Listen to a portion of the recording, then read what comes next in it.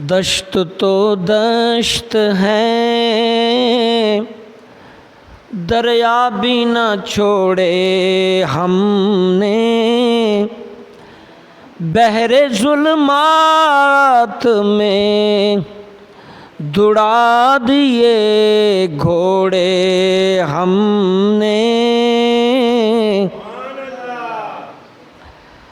انبیاء کرام سے لے کر کربلا تک شہادتوں کا لمبا سلسلہ، شہادتوں کی لمبی داستان رقم ہے، اور کربلا پر آ کر ختم نہیں ہو گئیں۔ پھر کربلا سے شہادتوں کا سلسلہ چلا ہے، اور آج تک شہادتوں کا سلسلہ جاری ہے، اور قیامت تک جہاد اور شہادت کا سلسلہ جاری رہے گا۔ یہ حدیث کا مفہوم ہے، شہادت جاری رہے گی، جہاد جاری رہے گا، اور اس کی ابتدا اس شہادت کی، جہاد کی ابتدا انبیاء کرام سے ہے۔ آپ تاریخ کے اندر دیکھیں، بنی اسرائیل میں درجنوں سینکڑوں انبیاء شہید ہوئے ہیں۔ آپ نے سنا نہیں حضرت عزیر علیہ السلام کو شہید کیا؟ آپ نے سنا نہیں عیسیٰ علیہ السلام کو پھانسی پہ لٹکایا؟ وہ الگ بات ہے کہ ہمارے نبی فرمایا کہ انہیں زندہ اٹھا لیا گیا۔ آپ نے سنا نہیں زکریا علیہ السلام کے جسم پر آرا چلا دیا، جسم دو ٹکڑے کیے؟ یحییٰ علیہ السلام، کس کس نبی کے بارے میں آپ سنیں گے؟ اور ہمارے نبی صلی اللہ علیہ وسلم پر بھی زندگی میں کئی بار شہید کرنے کے لیے حملے ہوئے۔ حضور صلی اللہ علیہ وسلم کو زہر دیا گیا، اور دنیا کے مکار ترین، تیز ترین، ہوشیار ترین قوم یہود کی قوم ہے۔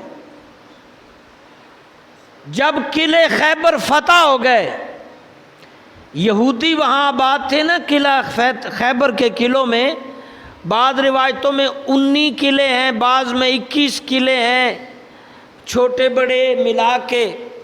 تو یہ قلعے خیبر کے علاقے کو جب فتح کیا تو یہودیوں میں سے کچھ نے عاجزی سے غلامی قبول کرتے ہوئے، اپنے آپ کو سرنڈر کرتے ہوئے حضور صلی اللہ علیہ وسلم کے لیے بکرا بھونا گیا،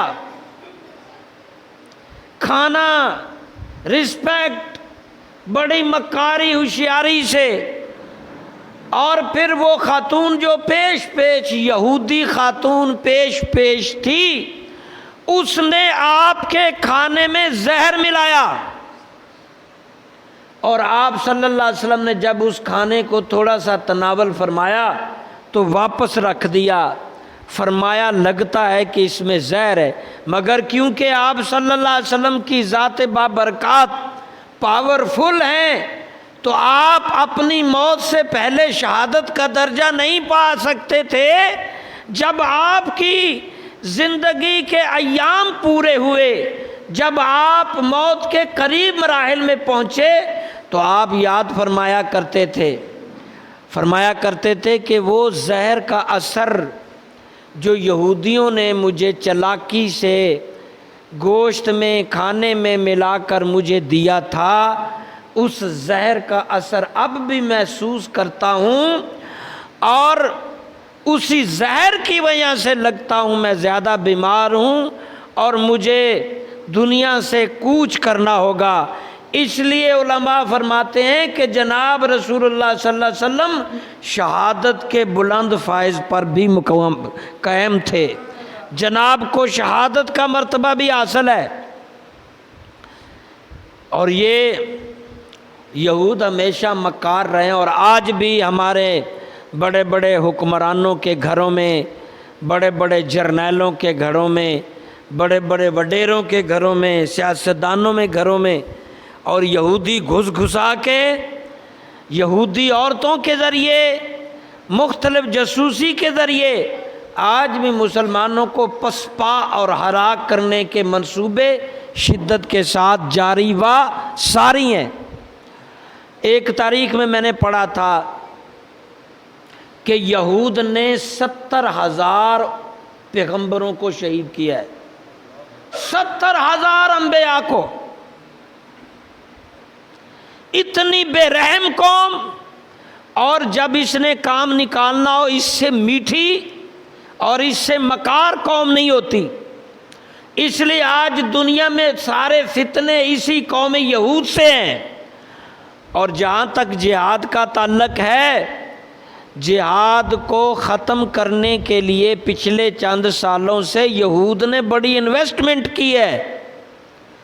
آپ دیکھتے نہیں ہیں 99 سے آج تک ان 20 سالوں میں بہت سے لوگ واچ کرتے ہیں، میں نے بھی واچ کیا ہے، اربوں روپے یہود نے خرچ کیے ہیں یونیورسٹیوں پر، کھربوں روپے یونیورسٹیوں پر، کالجوں پر، سکولوں پر خرچ کیے ہیں کہ نئی نسل جو اٹھ رہی ہے یہ کہیں مجاہد نہ بن جائیں، جہاد کرنے والے نہ بن جائیں، کھرے پکے مسلمان نہ بن جائیں۔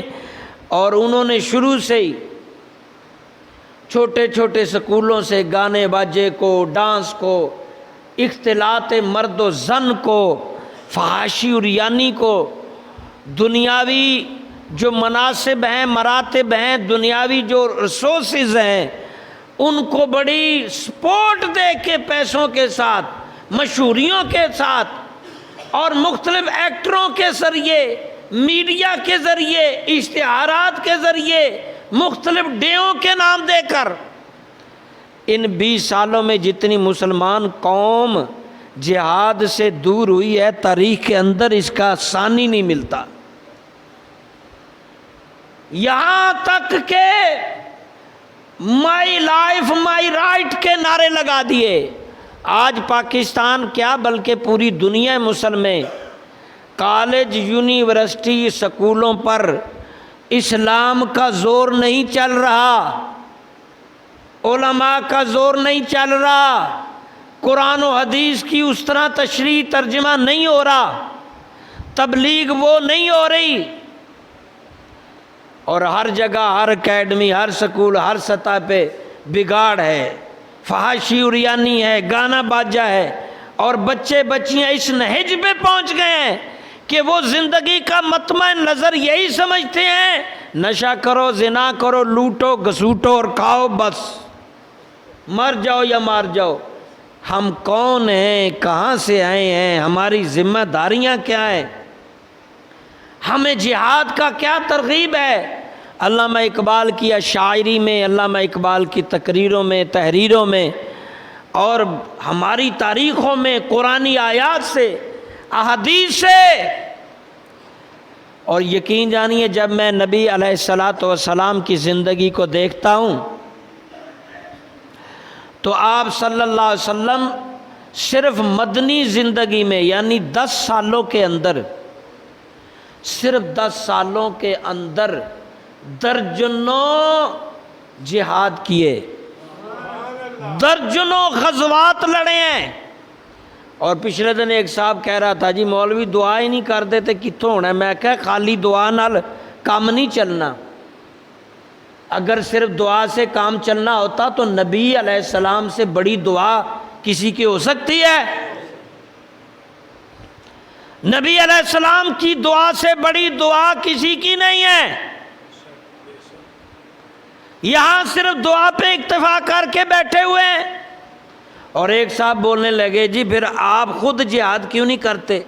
میں نے کہا 10 لاکھ سور میں پالے ہوئے ہم نے، 10 لاکھ فوج پالی ہوئی ہے،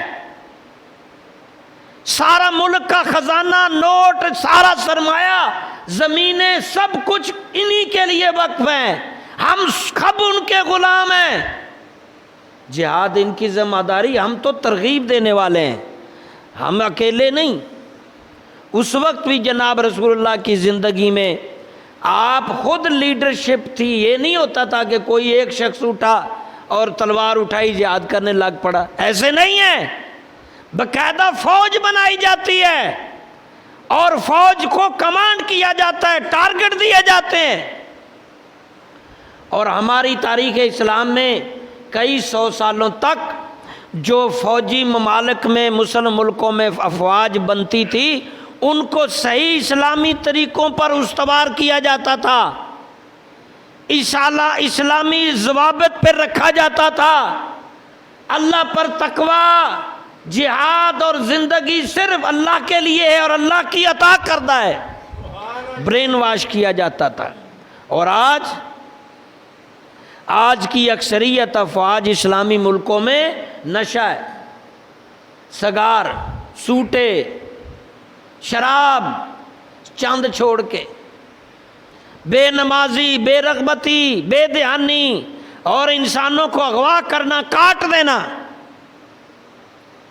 اور بجائے اس کے کہ اسلامی ملکوں کے افواج ملکوں کی حفاظت کرے، اس میں امن کا معاملہ اٹھائے، بدامنی، اضطرابی کیفیت، ملک توڑنے، نااہل لوگوں کے ہاتھ۔ کیوں؟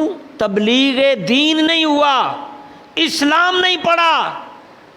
حضرت عمر بن عاص رضی اللہ تعالیٰ عنہ چند سپاہ کو لے کر پورا ملک فتح کرنے گئے ہیں۔ اب کیا عالم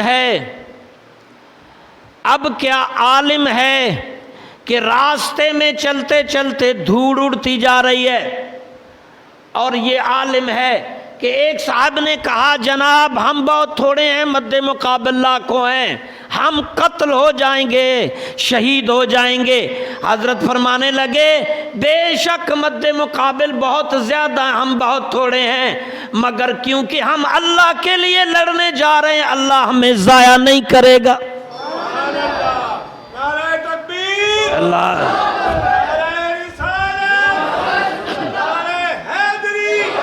اور آپ نے دیکھا کیسر و کسریٰ فتح ہوئے، چند لوگ، چند سو، کہیں چند ہزار، لاکھوں میں گنتی نہیں جاتی کہیں بھی، چند لوگ۔ اور فتنہ دین کے اندر جو نیا فتنہ کھڑا ہو، نبی علیہ السلام کو جو متنازع کرے، صحابہ کو جھگڑائے، قرآن کو برا بھلا اللہ کے بارے میں، تو صحابہ دعائیں نہیں کرتے تھے، نصیحت نہیں کرتے تھے، اسی وقت فوج تیار کرتے تھے، جہاد کرنے چل پڑتے تھے۔ او بھائی ٹانگوں لاتوں کے بھوت باتوں سے نہیں مانتے۔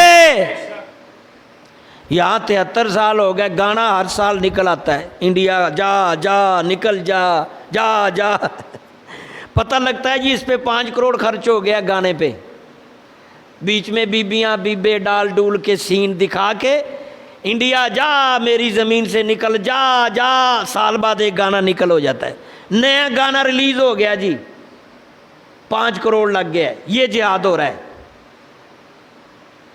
اور جدھر جہاد کرنا ہے ادھر کچھ بھی نہیں ہو رہا، وہاں ادھر بزنس ہے، ان کے ساتھ دوستی ہے، اور جدھر نہیں کرنا بلوچستان کے پی کی، ادھر قبائلی پنجاب، ادھر جہاد ہو رہا ہے۔ اس کو نیچے کرنے کے لیے اغوا کرنے ہیں، قتل کرنے ہیں، بربادیاں پھیلانی ہیں۔ اسلام جب نہ ہو، دین کی سینس سٹیبل نہ ہو تو بربادیاں ہیں، نہ سمجھی ہے۔ علامہ اقبال نے جو کہا تھا، دشت تو دشت ہے دریا بھی نہ چھوڑے ہم نے، بحر ظلمات میں دوڑا دیے گھوڑے ہم نے۔ پتہ چلتا تھا قافلہ ادھر جا رہا ہے، ریگستان ہزاروں میل طے کرتا ہوا قافلہ جا رہا ہے، یہ افواج اسلام کہاں جا رہی ہے؟ اللہ کے دین کو سر بلند کرنے کے لیے، مسلمانوں کی سرحدات کو وسیع کرنے کے لیے، اسلام کا ڈنکا، اسلام کا رعب جمانے کے لیے یہ اللہ کے سپاہی جا رہے ہیں۔ میلوں میل، ہزاروں میل سفر کر کے قافلہ گیا اور ملک و ملک فتح ہو رہے ہیں۔ ادھر جا رہا ہے سمندروں میں، یہاں سے سمندر پار کر کے جائے گا کدھر بھائی؟ یہ اللہ کے سپاہی جا رہے ہیں تاکہ دین کا غلبہ ہو، مسلمانوں کا رعب بیٹھے، اللہ رسول کا چرچا ہو۔ کوئی ادھر قافلہ، کوئی ادھر قافلہ، کوئی ادھر قافلہ. اور جب میں پڑھتا ہوں، اب جو عالم ہے یہاں، رات ہم ایک علماء کی میٹنگ میں بھی شامل تھا، عشاء کے وقت میں یہاں نہیں تھا، تو میں کم ہی جاتا ہوں. علماء، سیاستدان یا اس طرح کی میٹنگوں میں کم ہی جاتا ہوں، کیونکہ فائدہ نہیں ہوتا. یہ میں بعد میں بتاتا ہوں کہ کیوں فائدہ نہیں ہوتا. یہ قوم اس وقت زوال میں ہے اور تقسیم در تقسیم ہے. علماء آپس میں لڑ رہے ہیں، جہلاء آپس میں لڑ رہے ہیں، افواج آپس میں لڑ رہی ہے، حکمران سیاستدان آپس میں لڑ رہے ہیں، ٹیچر آپس میں لڑ رہے ہیں، گھر والے آپس میں لڑ رہے ہیں، دکاندار آپس میں، مارکیٹ والے آپس میں، پڑوسی آپس میں، محلے دار آپس میں، پولیس والے آپس میں. کہیں کوئی جگہ بتانا جہاں آپس میں نہ لڑ رہے ہوں، کوئی ایسا شعبہ، کوئی ایسی جگہ بتانا جہاں نہ لڑ رہے ہوں. اور جب یہ حال ہو جائے اس قوم پر اللہ کا عذاب نہیں آتا، عذاب ہی آتا ہے، معافی نہیں ملتی. اس قوم کو بھیڑ بکریاں بنایا جاتا ہے. جب خلافت عثمانیہ تباہ، اس سے پیچھے چلے جاؤ، جب ہلاکو خان نے حملہ کیا اور ایک بوڑھی خاتون نے اس کے گھوڑے کی لگام پکڑتے ہوئے کہا، اللہ کے عذاب سے ڈر، تو نے میری آنکھوں کے سامنے یہ ہزاروں کتنے جوان قتل کر دیے، کتنے ہزاروں تو نے پکڑ لی ہیں، عورتیں اپنے گرفت میں لے لی ہیں، جوان بچیاں، زناکاری اور قتل، اللہ کے عذاب سے ڈر. اس نے کہا، بی بی میرے گھوڑے کی لگام چھوڑ، ابھی تم پر میں اللہ کا عذاب بن کے آیا ہوا ہوں، جب مجھ پہ آئے گا پھر دیکھوں گا. وہ غیر مسلم تھا. ابھی تو میں تم پہ عذاب ہوں. اس وقت بھی خلافت کے اندر علماء جھگڑ رہے تھے. جب یہ آیا تھا سیاستدان جھگڑ رہے تھے، اور جب وہ آیا وہ آپس میں سارے الجھے ہوئے تھے، اور اس نے سارے سر کاٹ کر مینار بنا دیے، خون بہا دیا، کتابیں دریا برد، کچھ بھی نہیں چھوڑا. اور جب کھانے کا وقت آیا تو وقت کے جو شہزادے تھے، وزیر اعظم تھے، خلیفہ صاحب تھے، ہتھکڑیاں، بیڑیاں لگڑی ہوئی، جکڑے ہوئے جب سامنے پیش کیے گئے، اور ان کے سامنے جب وہ کھانا کھا رہے تھے، وہ جرنیل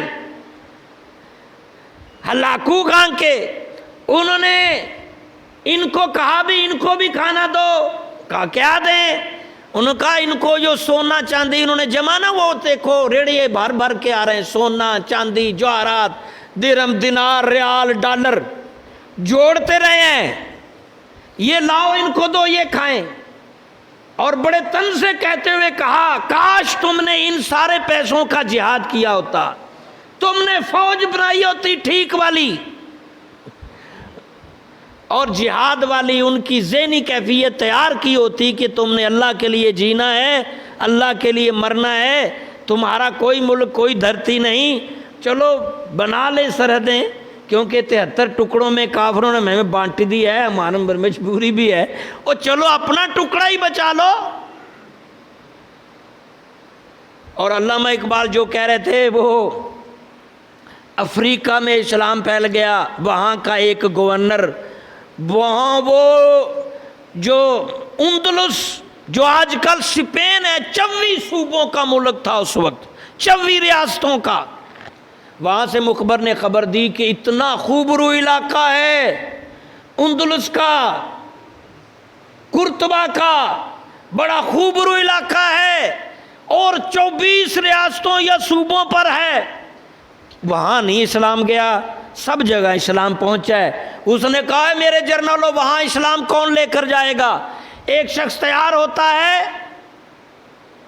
اور پھر فوج لے کر جاتا ہے. آپ حیران ہوں گے کہ وہ 1.5 سال میں سفر کرتے کرتے وہاں پہنچا. کتنے سالوں میں؟ اس لیے نہیں کہ وہ بیٹھے رہے تھے، سفر ہی مشکل اور لمبا تھا. افریقہ سے عرب گزار کر جانا تھا یورپ میں، اور پیچھے سے خلیفہ صاحب نے سمجھا کہ وہ سارے فوجی، چند فوجی یا تو شہید ہو گئے یا وہ مرتد ہو گئے، پتہ نہیں۔ لیکن جب خبر آئی کہ ہم نے اندلس کو فتح کر لیا ہے، اور وہ اسی چیز کو دیکھتے ہوئے علامہ اقبال نے پڑھا تھا، دشت تو دشت ہے، وہ سمندروں سے گزرتے ہوئے گئے اور ایسی جگہ سے گزرے، ایسی پہاڑوں سے گزرے، جان جوک ہوں، انہوں نے پرواہ نہیں کی۔ اور پھر اسی اندلس کو 800 سال مسلم حکمرانی رہی۔ کتنے 100 سال؟ لیکن اب ہمارا نہیں ہے، وہ مسلمان نہیں ہے وہ۔ وہاں بھی یہی حال جو آج کل پاکستان میں ہے، علماؤں کے گروپ ہیں، وہ کہتا ہے یہ جائز ہے، وہ کہتا ہے یہ ناجائز ہے۔ فرض واجب سنت پہ نہیں جھگڑتے، چھوٹی چھوٹی باتوں پہ سیاستدان جھگڑ رہے ہیں، بیوروکریٹ جھگڑ رہے ہیں، عوام جھگڑ رہی ہے، سب یہی کچھ 800 سال میں وہاں ہو گیا۔ اور پھر انہی چیزوں کو استعمال کرتے ہوئے ایک سیاستدان اس کے ساتھ، ایک اس کے ساتھ، اور ملک ختم، مسلمان کاٹ دیے۔ اور خدا نہ کرے کہ ایسا یہاں ہو جو حال ہے۔ اللہ تعالیٰ اپنا فضل فرمائے، مسلمانوں میں جہاد پیدا کرے، خاص کر ذمہ داروں میں مجاہد